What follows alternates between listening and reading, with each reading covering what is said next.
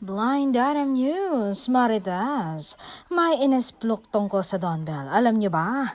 Nagkasiyahan daw ang grupo ng team ng Tayo sa Wakas at doon nasaksihan nila ang nakakakilig na eksena. Ang sweet daw ng Don Bell at ito nga ang chismis.